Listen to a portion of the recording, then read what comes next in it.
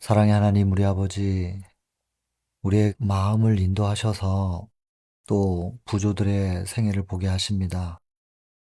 오래전 일 같지만 우리와 성정이 같았던 부조들의 행로가, 그 인생의 길들이, 그리고 그 평생을 꼴지었던 한 걸음 한 걸음이 오늘날 우리에게 얼마나 큰 본이 되는지, 그리고 또 위로가 되는지, 이런 말씀을 주셔서 감사합니다. 그리고 그 부조를 인도하신 하나님의 큰 섭리, 그리고 단 한 사람도 포기하지 않으셨던 하나님의 사랑, 그 하나님의 마음이 오늘날 저희들에게도 향해 있다는 것을 알게 하시니 참 감사합니다. 그 사랑을 놓치지 않기를 바랍니다. 놓치고 싶지가 않습니다. 성령 보내주셔서 우리의 믿음의 손을 강하게 하심으로 꼭 붙들 수 있도록 도와주십시오. 이 시간도 성령의 임재를 간구합니다. 구하면 주시겠다고 약속을 하셨습니다. 약속을 믿겠습니다.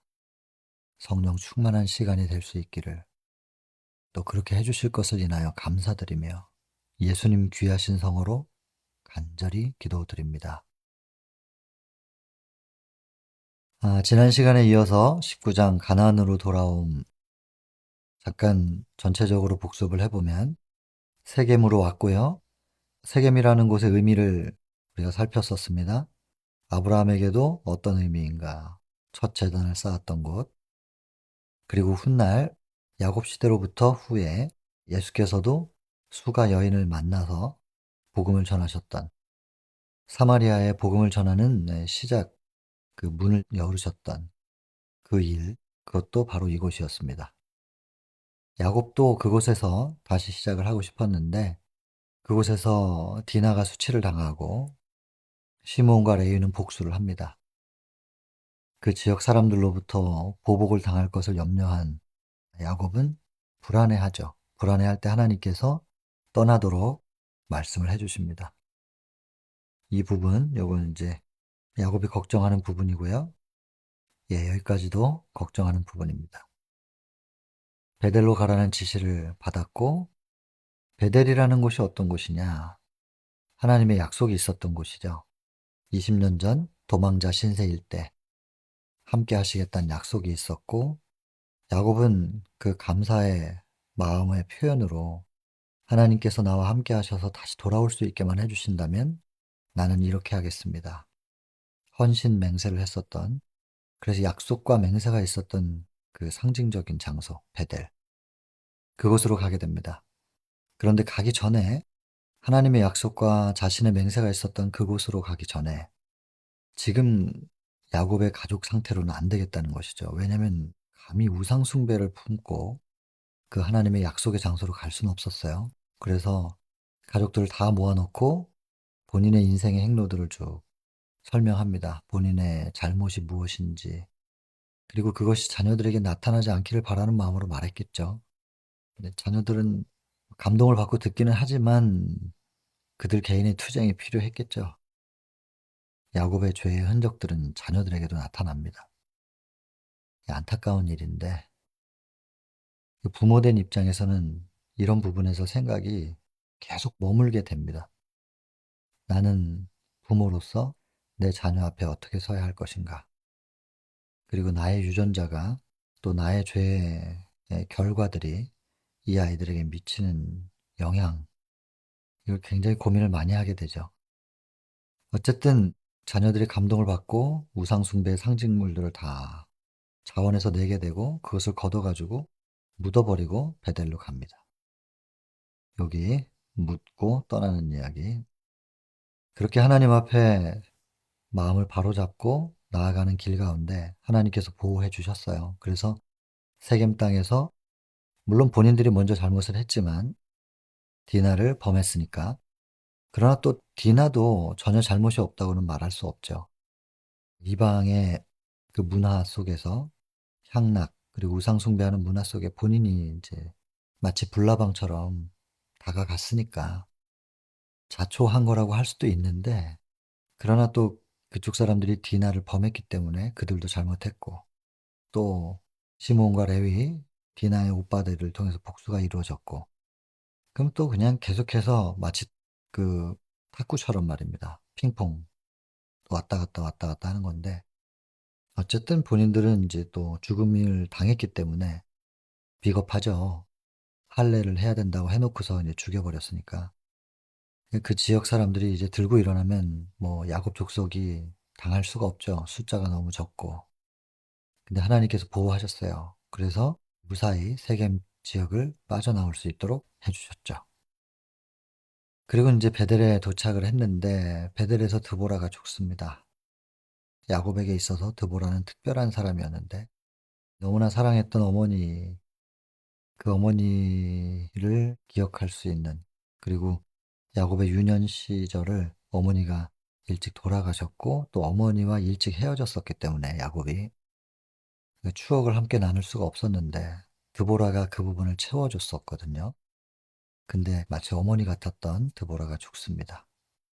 그리고 이 드보라가 이삭 가정에서 그리고 야곱에게 헌신했었던 그것을, 비록 종이었지만 그러나 그 헌신을 기억하는 이삭의 가정 그리고 야곱의 마음, 이것은 의미가 있다는 것입니다. 성경에서 이렇게 기록한 것은 굉장히 의미가 있다. 많이 생각해 봐야 될 부분입니다. 그리고 이제 드보라를 장사 지내고 헤브론까지 이삭이 있는 곳인데 거기까지 이동하는 사이에 야곱은 또 한 번의 슬픔을 겪습니다. 라헬. 여러분, 라헬이 왜 이렇게 빨리 죽었을까요? 뭐 레아는 아들을 6이나 낳고 그다음에 디나까지 아이를 7을 낳아도 멀쩡히 잘 살아 있는데 라헬은 두 번째 아이 낳다가 죽는단 말이에요. 레아와 라헬이 자매지간이긴 하지만 다를 수도 있긴 있겠지만은 글쎄요. 이제 라헬 입장에 생각해 보면 레아가 자녀를 많이 낳고 또 그것 때문에 이제 라헬이 자신의 몸종인 빌하를 야곱에게 아내로 줬는데 거기서 또 둘을 낳고, 그러자 또 레아가 이제 본인이 좀 나이가 들었다 생각해서 또 자기보다 젊은 실바를, 자신의 몸종이죠, 또 야곱에게 주고 계속해서 아들들을 그렇게 많이 낳아요. 그걸 지켜보는 라헬의 여인으로서의 마음, 선천적으로 라헬이 좀 레아보다 약할 수도 있었다고 생각이 들 수도 있는데 라헬의 인생을 볼 때 몸이 쇠할 수밖에 없는 정신적인 고뇌가, 물론 야곱으로부터 사랑은 받았지만은 그러나 라헬을 짓누르고 있었던 스트레스가 라헬을 충분히 약하게 만들 만한 요소가 된다고 저는 보죠. 제가 환자들을 많이 상대를 하는 입장에서 볼 때. 그리고 세월이 길었단 말이에요. 근데 그렇다면 그 라헬이 왜 그런 아픔을 겪을 수밖에 없었는가? 야곱이 속이는 자잖아요. 그 속이는 자가 속임을 당하면서 자기의 비열한 그 품성의 요소들, 이 표현은 제가 만든 게 아니고 여기 기록되어 있어서 그렇게 옮긴 겁니다. 그것을 제거시키고 그 풀무에서 태워서 어쨌든 야곱과 야곱의 가족들을 하늘로 옮기시려고 하는 하나님의 사랑의 장치였거든요. 그 결과 레아가 아내가 됐죠. 원하지 않았는데. 또 그 결과 라헬은 짐을 지고 살아야만 했고, 이 시작점은 어쨌든 야곱이거든요. 라헬의 죽음을 통해서 야곱은 자기를 돌아봤을 것이고, 또 조금 더 밑으로 내려가면은 르우벤이 서모긴 하지만은 빌하를 범해요. 이것도 얼마나 가슴 아픈 일입니까? 너무나 어머니를 사랑했는데 어머니하고 일찍 헤어졌죠. 왜 그랬어요? 다 본인의 죄 때문이고. 그리고 드보라 죽으면서 또 한 번 본인의 죄를 생각했을 거고, 라헬이 죽고, 르우벤이 여기 표현대로 하면 사악한 범죄를 하게 되고, 나중에는 요셉까지 팔려가요. 형제들끼리는 계속 시기하고 질투하고 싸워요. 이거를 야곱이 평생을 봅니다. 말년에 애굽에 가서 요셉 품에서 살면서 야곱이 좀 보상을 받았을까요? 위로를 받긴 했겠지만 그 애굽에 들어가기 전까지의 그 야곱의 삶은 참 괴로웠죠. 이 모든 것이 야곱의 죄의 결과임을. 그럼 이게 하나님의 저주인가? 분명히 회개했는데 하나님은 다 용서하셨고, 하나님께서 용서도 하셨으면서도 이런 상황들을 허락하시는 이유가 무엇인가? 이것이 이 챕터에 제가 생각하기에는 가장 중요한 부분이라고 봅니다. 그걸 딱 쥐고 이 챕터를 마무리해야 되겠습니다. 내용을 보시면 나옵니다. 그렇게 이동을 해가지고 야곱이 끝내는 마침내 여행이 끝납니다. 헤브론, 세겜은 북동쪽이에요. 헤브론은 세겜에서부터 출발해가지고 약간 서쪽으로 이동을 해서 그 다음에 계속 남쪽으로 왔을 때 헤브론이 나와요.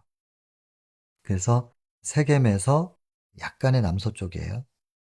약간의 서쪽으로 이동해서 남쪽으로 가면 베델이 있고, 그 베델 밑에 예루살렘이 있고 약 한 10km 떨어져 있습니다. 베델에서 예루살렘이 있고 그 다음에 예루살렘에서 또 한 8km 정도 가면 에브랏이 있는 거예요. 거기가 이제 베들레헴이죠.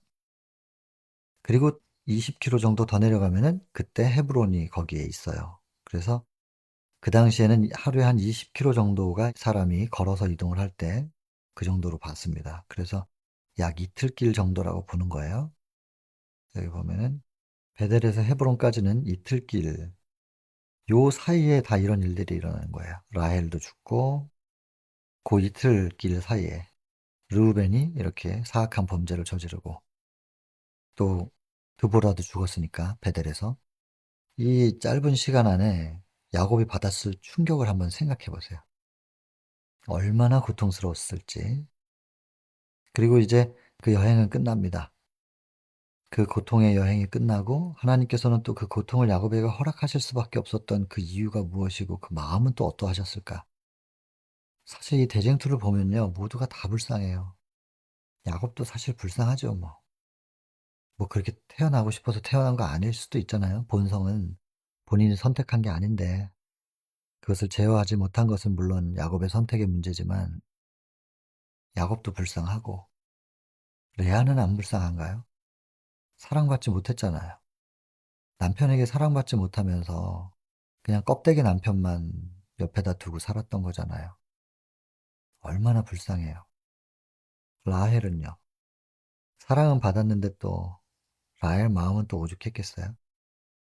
그 다음에 리브가도 야곱을 그 사랑하는 아들을 못 보고 살다가 죽었으니까 야곱도 불쌍하고 레아, 라헬, 리브가, 이삭도 그렇고 그리고 이 인생들을 보셔야 되는 하나님도 얼마나 마음이 아프셨을지. 이게 대쟁투는 슬픈 이야기죠. 그래도 중간중간에 하나님 붙잡고 다시 일어나고 회개하고 다시 관계를 회복하는 모습 때문에 위로를 받는 거지. 참 슬픈 이야기예요. 그리고 이 슬픔의 역사는 현재 진행형이라는 거.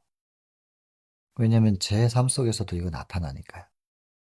그래서 그냥 하늘만 보고 사는 것입니다. 이 땅에서 뭘 바라겠는가 그런 생각이 들고 그냥 조금만 깊이 생각하면 되게 우울해지거든요. 이 땅에서 삶 자체가. 빨리 하늘 갈 수 있으면 좋겠다. 주의 재림을 조금이라도 촉진시키려면 빨리 복음을 전해야 된다. 그리고 정말로 예수의 증거를 가진 자가 되어야 되는데 징조가 부족해서 못 오시는 거 아니잖아요. 요즘에 세상 돌아가는 거 보면 징조는 충분한데 하나님의 계명을 지키고 예수의 증거를 가진 자들 그 남은 자손이 안 나와준단 말이에요. 재림교회는 마지막 교회죠. 이 마지막 교회로부터 남은 자손이 이제 남게 될 텐데 마지막 대쟁투를 끝낼 수 있는 하나님의 마지막 백성들이 이제 남게 될 거예요. 대부분 다 떨어진다 그랬으니까 재림교인들 중에서는 슬픈 일이죠. 그것도 재림교인들이 여기서 끝이 아닌데 마지막 교회로 끝이 아니고 여기서 대부분 다 떨어지고 끝까지 남는 사람들. 그러면 우리는 이 재림교인들 속에 있으면서 남은 무리가 될 수 있는지 없는지에 대해서 점검을 해야 되는데 재림교회 안식일 지키니까 어떻게 좀 되는 거 아닌가? 이렇게 안주하는 심각한 상태죠, 지금. 하여간 이 땅은 볼 게 없습니다. 그냥 오직 하늘. 예수님의 재림만 기다리게 되는 이 슬픔의 역사의 진행형. 그게 오늘입니다. 우리의 소망은 오직 하늘에 있고, 그래서 하늘을 향해서 걷기 위하여 우리는 또 오늘 일어서는 것이고, 한 발을 내딛는 것입니다. 힘차게. 소망이 큰 것만큼 힘차게 발을 내딛어야죠. 자, 이삭은 야곱의 품에서 죽죠. 그리고 이삭의 죽음 임종 때 야곱과 에서가 다시 만나고, 이제 여기서 야곱과 에서를 바로 그 윗세대에서는 이삭과 이스마엘, 그래도 끝이 좀 아름다웠는데 이삭과 이스마엘은, 근데 야곱과 에서는 끝내 분리됩니다. 그리고 이것은 하나님께서 바라시는 바였던 것이고, 왜냐하면 같이 있을 수가 없어요. 에서는 그냥 신앙이 달랐어요. 이스마엘은 나중에 회개하고 하나님을 믿어요. 그래서 하나님과의 관계를 회복합니다. 근데 에서는 그 회복을 못해요. 하나님 보시기에 떨어져 있는 게 좋았다. 그 분리에서 가장 중요한 한 단어는 선택입니다. 이 선택. 선택이라는 단어. 여기도 보면 선택, 선택. 계속 선택이 나오죠. 인간 측면에서 할 선택이 있고 하나님 측면에서 또 하시는 선택이 있어요. 이거 굉장히 중요한 부분이었죠. 우리가 해야 될 것은 뭐냐? 그리스도를 믿는 것입니다. 믿음이 첫 번째. 믿는다는 건 받아들인다는 것이고, 예수님을 우리 마음속에 받아들이는 거. 그 말씀이 우리의 마음속에 의지에 작용하셔서 방향을 선회해야 한다는 거. 그걸 자꾸 자극을 주실 거예요. 그때 그것까지도 받아들이고 결심하는 것입니다. 결심하고 순종하는데, 순종이라고 하는 말은 의미가 나의 의지를 하나님의 의지에 연결시키다. 인간의 의지라는 게 썩은 새끼줄 같잖아요. 썩은 새끼줄과 같다고 정로 5장에 기록이 돼 있으니까요. 그래서 내 의지로 끝까지 이루는 것이 아니라 나의 의지를 하나님 편에 두고 하나님께 맡기는, 그리고 개혁을 위하여 내가 할 수 있는 것은 발을 내딛는, 그것이 이제 순종이죠. 그 발걸음을 내딛어질 수 있도록 힘을 공급하시는 분, 그리고 그 발걸음이 계속 이어질 수 있도록 이끌어 주시는 분, 전부 하나님이 하시는 일입니다. 우리가 할 것은 믿고 받아들이고 잘못 살았구나, 방향을 바꿔야 되겠구나 결심하고 발을 내디디려고 하는 시도, 여기가 우리까지가 할 일이겠죠. 그게 믿고 순종한다는 것입니다. 뭐 표준 뭐 이런 거에 의미 별로 그렇게 크게 부담 갖지 마세요. 이거 다 도달하게 하시는 분이 하나님이시기 때문에. 믿음과 순종 아까 말씀드렸고, 하나님의 뜻대로 행하는 자, 행할 수 있도록 하시는 분이 하나님이세요. 우리가 믿고 순종하면. 다 하나님이 하시는 일이고, 두루마기 빠는 것도 다 하나님이 빠는 거지. 우리가 우리의 죄를 어떻게 씻어요? 구수인이 그 피부를 하얗게 만들 수 있느냐? 표범이 그 반점을 다 변할 수 있느냐? 그렇게 변할 수 있다면 악에 익숙한 너희도 선을 행할 수 있을 것이다. 예레미야 13장 23절. 안 된다는 얘기잖아요. 안 된다는 걸 하나님도 아신다는 거죠. 아시면서 우리 보고 그걸 바꾸라고 하겠냔 말이에요. 내가 해줄게. 너희 죄가 주홍같이 진홍같이 붉을지라도 눈처럼 내가 희게 해주고 양털처럼 해줄게. 이사야 1장 18절 말씀인데요. 하나님이 빨아주시는 거예요. 그리고 혼인잔치의 예복.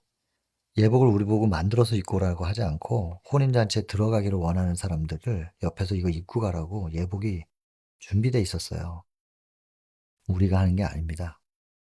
빠는 거, 두루마리 세탁하는 거하고 뜻대로 행하는 거 해주시는 분이 계시고 우리는 믿고 순종하면 됩니다. 순종이라는 의미, 38년 된 병자가 일어나려고 시도하는 겁니다. 시도하는 거. 그러나 못 일어나죠. 38년 동안 누워 있었는데. 힘, 일어날 수 있도록 힘 주시는 분 하나님, 걸어갈 수 있도록 하시는 분 하나님, 하나님께서 하시는 거예요. 우리는 믿고 시도하는 겁니다. 결심하고 시도하는 거. 여기까지가 우리의 순종이지. 경건의 모양의 혹은 의의 완성된 모습, 그것은 그분들이 이루실 일이지 우리가 할 일이 아닙니다. 그러나 우리가 순종을 할 때 그분이 능력을 공급하시면 안 될 일이 없잖아요.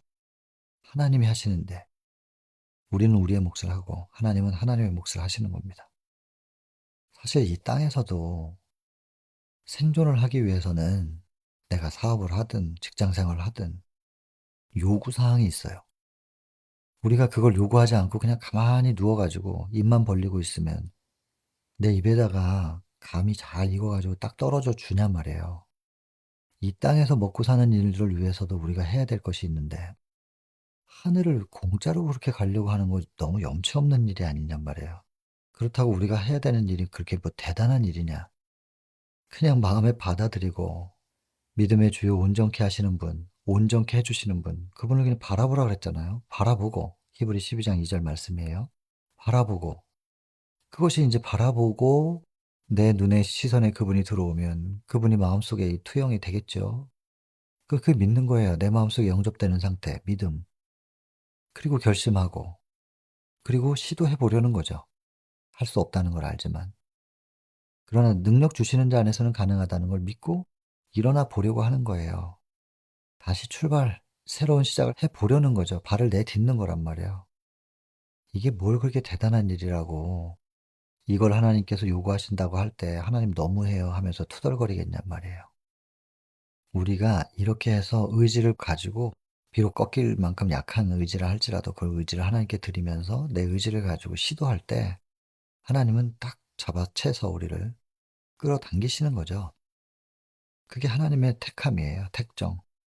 우리는 우리의 선택이 있고 그분은 그분의 택정이 있다니까요. 구체적으로 설명합니다. 구체적으로. 그러면 현실 속에서 어떻게 해야 되냐? 기도하라. 좀 아까 말했던 믿음과 순종, 이거를 이렇게 표현해. 기도하고 말씀 연구해라. 그리고 시험이 있으면 그것으로부터 돌아서라, 그냥. 돌아서겠다고 우리가 시도하는 거예요. 마치 족쇄에 묶여 있다 할지라도 족쇄가 끊어지지 않죠, 뭐. 너무 강력하니까. 팽팽하게 족쇄가 나를 붙잡고 있지만 하나님을 향하여 내가 나아가 보려고 할 때 그 모습을 보시고 하나님은 그 족쇄를 딱 끊으시겠죠. 그럼 족쇄가 풀리면 강하게 하나님 쪽으로 가려고 했던 것만큼 더 폭발적으로 빠르게 하나님께 달려갈 수 있지 않겠어요? 시도해야 됩니다. 시험에서 도망치려고. 그것을 뭐라고 하냐면 순종이라고 하는 거예요. 순종. 기도, 말씀 연구, 그리고 말씀의 거울 앞에 서 보니까 아, 이거 내가 심각한 문제가 있었네. 내가 이렇게 더러웠네. 새로운 시작을 해야 되겠는데. 그리고 발을 내디디려고 시도하는 거. 그게 순종입니다. 그런 사람들은 다 택함을 받을 것이다. 이거 너무합니다. 이렇게 말하면 정말로 그거야말로 너무한 것입니다. 염치가 없는 것이죠. 구속을 위하여 마련된 것들은 모든 사람들에게 제한 없이 주어진다. 그러나 구속의 결과는 그 조건들에 응한 자들이 누릴 것이다. 조건적인가요? 하나님의 사랑은? 참 안타깝죠. 그렇게 생각하면. 입을 벌려야 입에다가 먹을 걸 넣어줄 거 아니에요. 입을 벌리는 조건, 그걸 조건이라고 말할 수 있겠냔 말입니다. 입을 꼭 다물고 있는데 입에다가 어떻게 먹을 걸 넣어주냔 말이에요. 입 벌리라는 조건에 응하면 구속을 위하여 마련된 것들이 제한 없이 주어진답니다. 여러분, 이렇게 제한 없이 주어진 우리의 구원을 위해서 마련된 모든 것들이 우리 앞에 준비되어 있는데 제발 마음 문을 좀 열 수 있으면 좋겠습니다. 제발 이제 하나님의 마음을 또 하나님께서 우리에게 주신 구원의 그 길 불평할 수 없거든요. 그냥 입을 좀 벌리고 마음을 열 수 있는 그런 계기가 되었으면 좋겠습니다. 이 영상을 보시는 분들. 예. 그 다음에 이제 에서의 선택은 언제나 뭐 현세적인 거, 또 여기 계속 선택, 선택 계속 나옵니다. 아, 근데 이 부분이 참 중요한데요. 야곱이 그 속에 비열한 게 있어요. 여기 보면 비열한 요소, 품성의 비열한 요소 있는데 본인이 몰라요, 이거를. 아브라함도 그랬죠? 아브라함 갈대아 우르에서 떠날 때 굉장히 믿음 좋은 줄 알았어요, 자기 스스로도.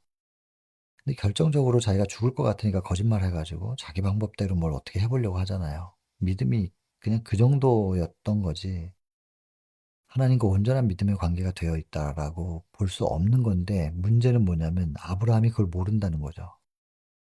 그래서 아브라함이 자기 자신을 발견할 수 있게 하려고 애굽으로 보내셨고 애굽에서 아브라함은 자기의 부족한 부분을 발견하죠. 그리고 하나님께 매달리게 되는데 마찬가지예요. 마찬가지로 야곱도 자기 속에 그 비열한 요소가 있는데 품성에 비열한 요소. 근데 야곱 자신이 몰라요, 그걸. 하나님께서 이걸 고치시기 위해서 그 죄가 범해지는 것을 내버려 두셨다. 그리고 죄가 범해지고 후에 야곱은 회개합니다. 그리고 하나님은 당연히 용서를 하셨고 그런데도요, 중요한 거 야곱의 말년에 온갖 쓰라린 경험을 당해요.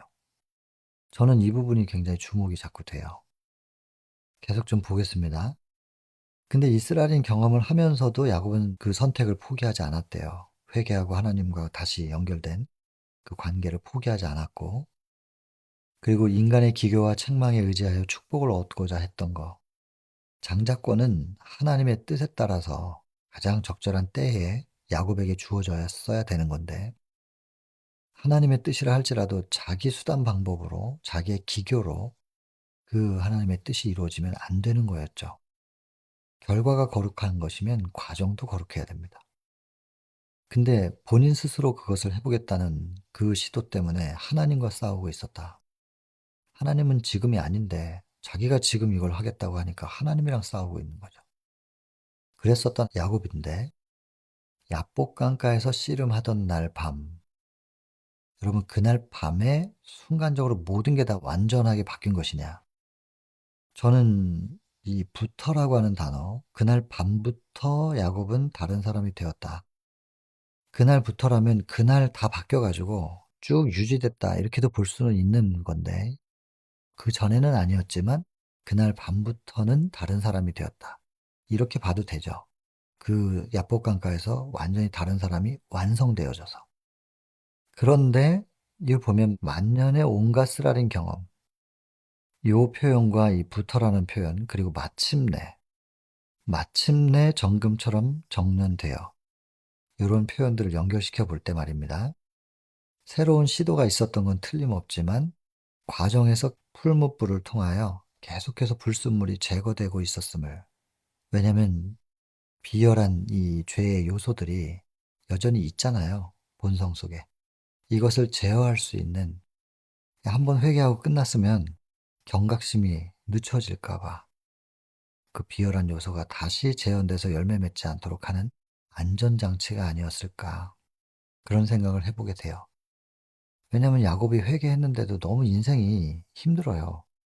괴롭고 이거 회개하고 하나님께서 축복을 약속하셨는데 왜 이렇게 아픔을 많이 겪어야 되는 걸까? 왜 하나님은 이런 걸 허락하셨을까? 뭐 하나님이 주신 건 아니지만 왜 이렇게 되도록 허락하셨을까? 근데 죄가 범해지는 것을 일부러 내버려 두셨다. 왜냐하면 고치기 위해서. 그렇다면 이 후에 이런 아픔들을 겪는 것 또한 첫 번째는 고치기 위해서 내버려 두셨지만 두 번째는 다시 재현되지 않기 위하여 주시는 안전장치이지 않았겠는가. 이 땅에서 이 아픔들을 겪는다 할지라도 야곱 속에서 이런 비열한 요소들이 다시 올라오지 않을 수 있도록만 제어될 수 있다면 하나님은 야곱을 하늘로 데려가고 싶으셨겠죠. 이 야곱의 생애를 보면서 이걸 저한테 적용을 시켜보니까 혹시 제가 지금 뭔가를 아픔을 겪는 이런 일들이 있다면 이것이 이제 하나님께서 고치기 위하여 이런 일들이 벌어지도록 오늘날의 아픔에 대한 원인 제공이 제가 한 거니까 그 원인이 제공될 수 있도록 버려두셨다라고 적용할 수 있겠죠. 왜냐하면 고치기 위해서. 제 속에 이런 비열한 게 있는 것을 저도 몰랐다는 거죠. 그럼 제 속에서 그 비열한 것이 나올 수 있도록 내버려 두신 것이에요. 그것에 대해서 회개했고 하나님도 충분히 용서하셨지요. 그러나 그 죄의 결과들 때문에 이런 일들을 겪어요. 속임 당하고 도망자가 되고 일단 그 다음에 리브가하고 헤어지고 어머니를 다시 보지 못하죠. 그리고 삼촌에게 속임 당하죠. 그리고 속임 당해가지고 이제 아내가 많아져 버렸죠. 원래 라헬만 사랑했던 사람이라 라헬만 보고 살아갈 수 있었던 건데 아내들이 많아져 버렸죠, 속임을 당해서. 레아는 뭐 속임 당했겠지만 인제 뭐 빌하 같은 경우에는 인제 라헬이 막 푸시했겠죠. 빌하를 통해서라도 내가 아이를 얻어야 되겠다고 이러면서.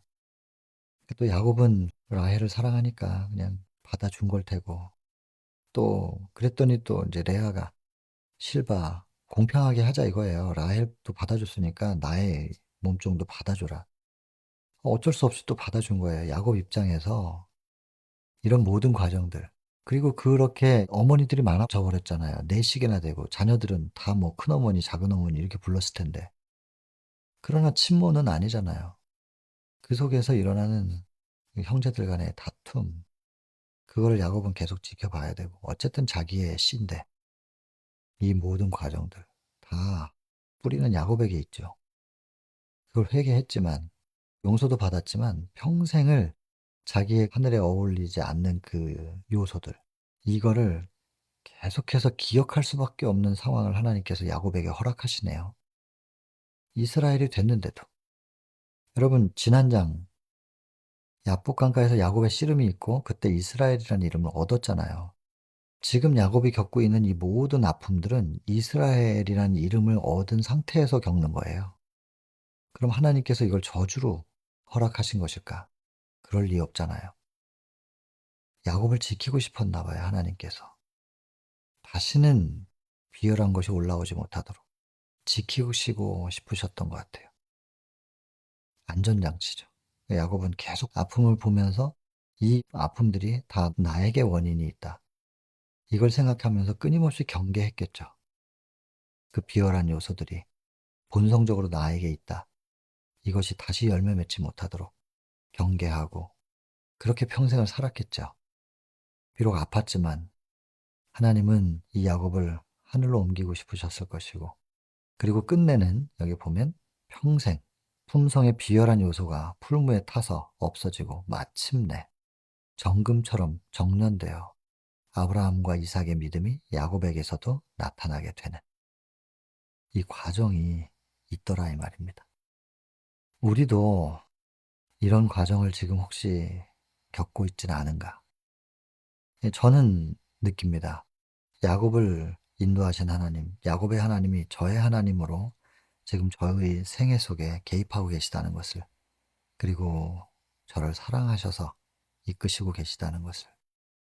그래서 항상 즐겁고 행복할 수만은 없지만 힘든 시간들, 어두운 터널인데 그러나 이제 믿는 것은 하나님께서 나를 사랑하시기 때문에 허락하시는 일이다.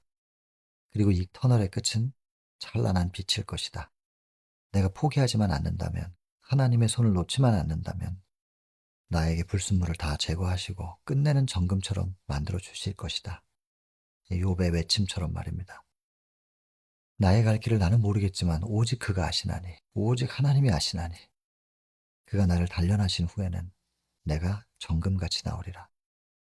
욥이 그렇게 외쳤잖아요. 이걸 믿어야 될 겁니다. 믿고 하나님께서 나를 정금으로 만들어 주시고 단련하시고 계시다. 절대로 저주하시는 게 아니라 사랑으로 붙들고 계시는 것이다. 이걸 믿어 드려야 될 것이고 이걸 자꾸 믿지 못하게 하고 하나님은 너를 버렸어. 하나님이 너를 사랑하시지 않아. 그냥 포기해. 남은 인생이라도 좀 즐기면서 살다가 그냥 죽어. 뭐 이렇게 살면 뭐가 남니? 고생만 한 것 같고 하나님을 믿고 있는데 삶이 계속 힘들고 다른 사람 복 주는 것 같은데 나한텐 복도 안 주시는 것 같고 그냥 포기해 신앙. 계속해서 사단은 우리에게 그런 생각을 집어넣고 있죠. 선택은 우리 몫일 것입니다. 근데 이 야곱의 생애를 보니까 절대로 포기할 수 없는 하나님께서 나를 어떤 마음으로 붙들고 계시는지가 느껴지니까요. 새로운 의지가 또 생기고 힘이 생기네요. 자, 이 부분까지가 이 챕터의 가장 핵심적인 부분이라고 생각합니다. 그 다음에는 이제 다시 반복, 야곱의 죄와 그것이 가져온 일련의 사건들이 아들들의 품성과 생애에 쓰라린 결과를 가져오는 나쁜 영향을 끼쳤다. 일부 다처제도 그렇고 어머니들 간의 질투, 가족들 고통스럽게 됐고 싸우는 성질, 참지 못하는 성질. 그걸 지켜보는 야곱의 생애, 근심과 슬픔. 쭉 설명해요. 그러나 위로가 있었죠. 요셉. 요셉은 다른 성품이었습니다. 그런데 안타깝게도 특별히 요셉은 라헬이 낳았으니까 얼마나 사랑스럽겠어요.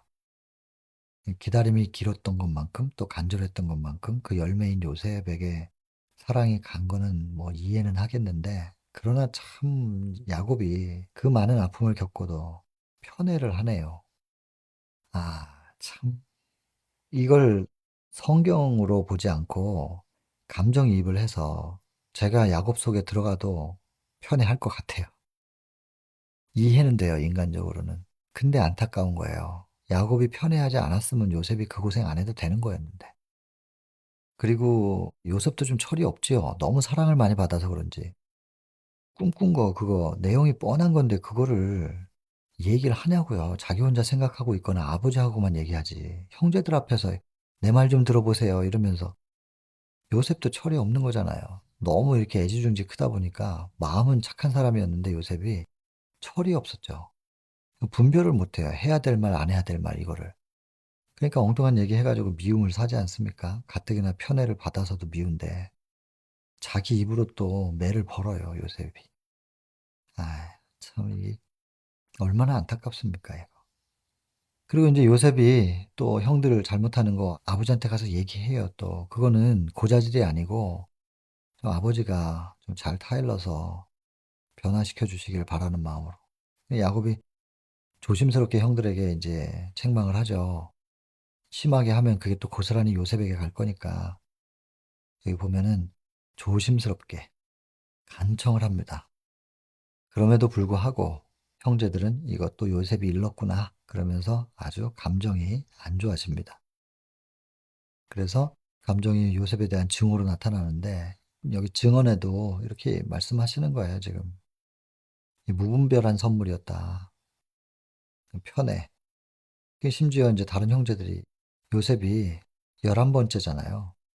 근데 "장자의 상속권이 요셉한테 가는 거 아니야?" 이러면서 형들이 그런 생각들을 이제 하게끔 그 생각의 빌미를 제공한 거죠. 근데 또 이럴 때 요셉이 철딱서니 없이 지금 꿈을 얘기하는 거예요.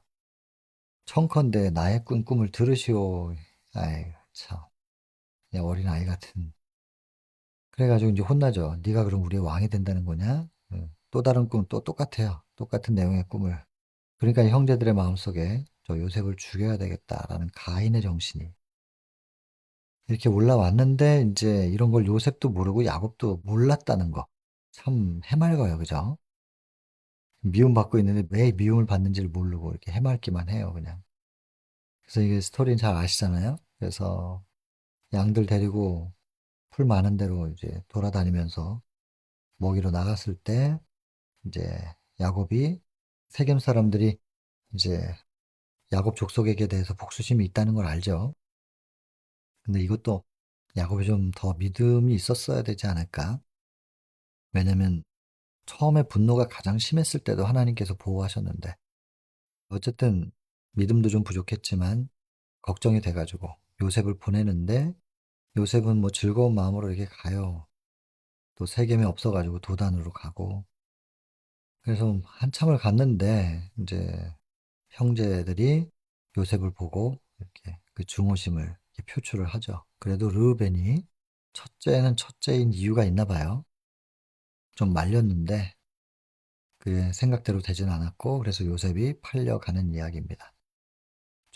그리고 또 그 팔자라고 인제 얘기했던 것도 유다가 그렇게 제안을 해 가지고 그래서 이스마엘 족속의 대상에게 인제 요셉을 팔고 요셉은 팔려가면서 얼마나 애원했을까요, 이러지 말라고. 그리고 차라리 죽는 게 낫지. 이게 노예가 되면 이제 무서운 미래가 죽음보다 못한 그의 인생이 남아 있는 것인데 르우벤은 돌아와 가지고 슬퍼하는데 뭐 어떡하겠어요. 결과가 이렇게 됐으니까 동참할 수밖에. 그래서 이때라도 르우벤이 아버지한테 회개하고 방법을 좀 고안했으면 좋았을 텐데 그러진 않아요. 다만 "요셉이 죽었다." 그냥 이렇게 전달됐을 때 예상은 했었지만 아버지의 가슴이 메어지는 듯한 고통과 비통함을 대처할 준비가 돼 있지 않았다. 그러니까 이렇게까지 아버지가 괴로워할 줄은 몰랐었다는 건데요. 이런 걸 몰랐다는 것도 이 형제들이 참 사랑이 뭔지를 몰랐던 증거이기도 할 테고, 뭐 어떻게 위로를 해도 헛된 일이었다는 거예요. 야곱은 위로를 거절해요. 그리고 그 모습을 보면서 젊은이들이 떨었대요. 아, 이게 우리가 엄청난 잘못을 한 거구나. 뭐 12명 아들 많은데 그 중에 하나 정도는 뭐 이렇게 생각할 수도 있겠죠. 근데 떨었대요. 정말로 잘못했다는 것을 깨닫게 되는 거죠. 그리고 아버지의 책망이 무서워서 떨었지만 고백을 못해요. 저렇게 지금 슬퍼하는데 우리가 이렇게 한 거라고 본인들의 행동을 말을 하면 어떻게 될까? 이런 생각을 했겠죠, 뭐. 그리고서 이제 감추고, 그러나 매우 큰 죄로 느껴졌다. 죄를 깨달은 거죠. 그리고 나중에 이제 뭐 애굽에서 요셉 앞에 섰을 때 베냐민 요셉이 테스트 해보잖아요. 그때 이 형제들이 회개했다는 것을, 그리고 아버지를 위하여 다시는 그런 일이 반복되지 않도록, 그래서 본인들이 차라리 그냥 인질로 남겠다고 하는, 나중에 우리가 보게 되겠지만 아무튼 이런 형제들이 회개했구나라는 걸 깨닫게 되는, 그럼 그 회개가 어떻게 이 아버지의 슬픔을 보면서 우리가 무슨 짓을 한 것인가 깨닫는 거죠. 그래서 여러분, 우리는 이삭을 바치는 아브라함의 마음, 그리고 요셉이 죽었다는 소식을 듣고 괴로워하는 야곱의 마음, 이 부조들의 이야기를 통해서 지금 우리는 하나님의 마음을 들여다보게 되는 것입니다. 우리는 계속 예수님만 사실 생각하잖아요. 근데 우리의 구원을 위하여 당신의 아들을 주시는 하나님 아버지의 마음은, 그러니까 우리는 예수님을 통하여 하나님 아버지의 마음에 도달하게 되는 거거든요. 결국 우리라고 하는 성소를 정결케 하시는 그것이 예수님의 사명이셨고, 그 예수님의 십자가를 통하여 우리라고 하는 성소가 정결하게 될 때 우리 안에 하나님을 다시 모셔와서 하나님과 우리를 다시 하나 되게 만드시는 그 역할을 하시는 분이 예수님이시고, 그래서 우리는 끝내 예수님을 통하여 길이고 진리고 생명이시니까 예수님이라는 길을 통하여 참 진리에게 도달하고 그 속에 있는 생명을 우리가 얻게 되는 건데, 그 과정을 거쳐서 결론은 하나님과 우리가 하나 되는 겁니다. 그러니 말씀이 지금 다 예수님인데 그 예수님이 지금 우리 앞에 펼쳐져 계시는 거거든요. 이 기록된 말씀을 통하여 예수님을 통하여 하나님의 마음에 도달하는 우리의 묵상이 거기에 가야 되는 거죠. 그리고 정말 하나님의 마음, 하나님의 슬픔을 깨달으면 이 형제들 되게 못됐었던 건데 이 못된 형제들이 죄를 뉘우치잖아요. 그래서 우리는 회개의 영을 달라고 기도해야 되고, 회개의 영이 우리에게 임하시면 우리에게 하나님의 마음, 하나님의 아픔을 보게 해주실 거예요. 그 하나님의 사랑, 그걸 보게 해주실 거고, 그제야 그들이 그 찌른밥 그를 바라보고 애통하기를, 스가랴 12장 10절에 있는 말씀처럼 독자를 위하여 애통하듯 하고 그를 위하여 통곡하는 것이 마치 내 장자를 잃은 것과 같은 통곡이 있을 것이다. 애통과 통곡이 터져 나오는 것입니다. 드디어 우리 하나님의 마음을, 그 사랑을 우리가 깨닫게 되면 그 사랑에 우리의 눈이 혹은 우리의 믿음의 손이 딱 닿아졌을 때, 아, 이런 거였는가? 나를 구원하기 위하여 도대체 내가 뭐라고? 온 우주에서 지구는 먼지보다도 작은데 그렇게 작은 지구 위에 발 딛고 있는 나는 또한 지구적인 관점으로 보면 보이지도 않는데 도대체 이런 나를 위하여 무엇을 주신 것인가? 우린 지금 상상이 안 되는 것이죠. 이 사랑이. 근데 우리가 구원받을 수 있을 만큼은 하여튼 보여주신다고 했는데 그것만이라도 좀 제발 좀 보여달라고 우린 기도를 해야 돼요. 성령을 통하여 볼 수 있게 해달라고. 그래서 우리가 그걸 정말 보게 된다면 말입니다. 나도 모르게 터져 나오는 거예요. 애통과 통곡이. 이런 사랑이었구나. 이 경험을 할 수 있게 해달라고 얼마나 기도해야 될까요? 그리고 진정한 회개는 거기서 시작일 것입니다. 그래서 스가랴 12장 10절부터 시작된 내가 다윗의 집과 예루살렘 거민에게 은총과 간구하는 심령 곧 성령입니다. 성령을 부어주리니 그들이 그를 바라보고 이제 그때서야 보게 되고 그리고 애통하기를 해서 애통이 쭉 시작되다가 13장으로 넘어가서 1절에 그날에 다윗의 족속과 예루살렘 거민을 위하여 그날에 죄와 더러움을 씻는 셈이 열리리라. 진정한 회개와 진정한 씻음 받는 경험. 씻을 물은 이미 다 준비되어 있지만 내가 진정으로 이거를 더럽다고 하는 걸 인정하고 하나님 앞에 내놓느냐. 내놓기만 하면 씻는 건 그분이 씻어주시는 거니까. 진정한 애통으로 내놓는 날, 그때서야 하나님께서 우리를 온전히 씻어주실 수가 있게 된다는 얘기죠. 그러니 얼마나 우리가 회개의 영을 구해야 되겠는가. 그리고 이런 말씀, 우리가 지금 한 걸음 한 걸음 가고 있는데 하나님의 마음이 보이잖아요. 얼마나 아프셨을지. 우리 이 하나님의 사랑 앞에 우리를 좀 데려다 달라고 간절히 기도해야 될 것이고요. 그 인도해 주시는 분이 성령이시니까 성령을 달라고 기도해야 되고 그 인도함을 받고 우리도 이 야곱의 아들들 참 못된 성향을 가진 아들들이었는데 이 아들들이 죄를 뉘우치는 것처럼 우리도 참 회개가 될 수 있으면 좋겠다. 뭐 저는 개인적으로 이 소망이 제일 큽니다. 제가 하는 기도 중에 제일 많은 비중이 애통할 수 있게 해달라고 하는 기도거든요. 자, 오늘 여기까지 하겠습니다. 다음 시간에는 20장 애굽에서의 요셉 챕터로 만나 뵙겠습니다.